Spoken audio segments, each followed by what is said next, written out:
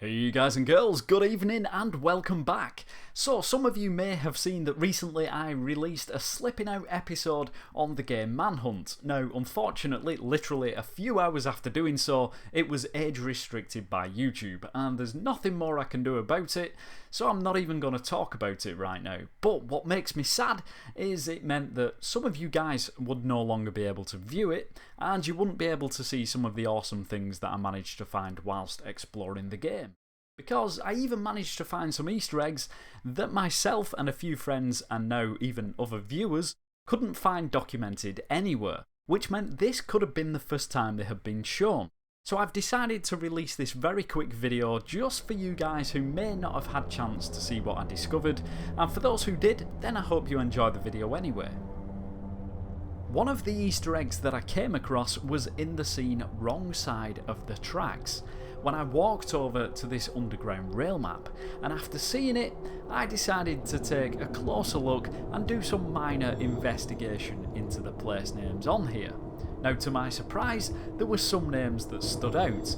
For example this one, Bertram.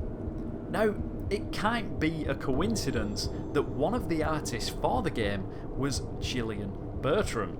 And I'm sure if we delve into this deeper, my guess is there's probably more names on this map that we could find that have some relevance to other people. But it wasn't only the large map. Take a look at this smaller map that's located next to the first train, and let's take a look at what we found.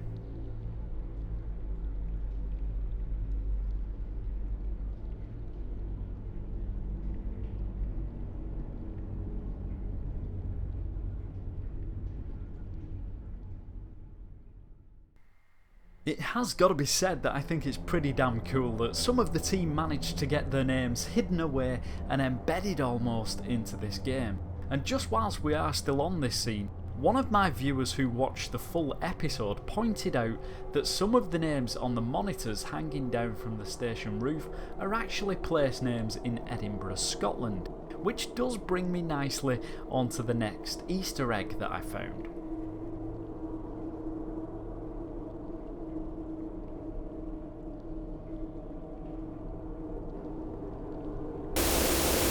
Alright guys, this one I was pretty happy about when I found it for the first time, and again it's one that I couldn't find documented anywhere I looked.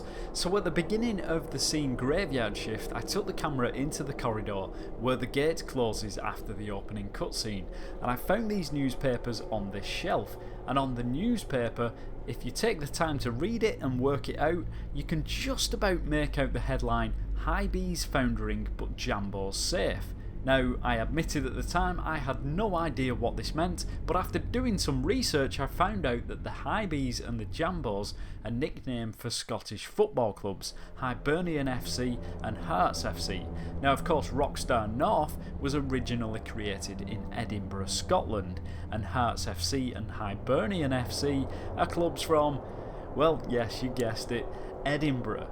So my guess is whoever made these textures for this newspaper was definitely a Jambos fan.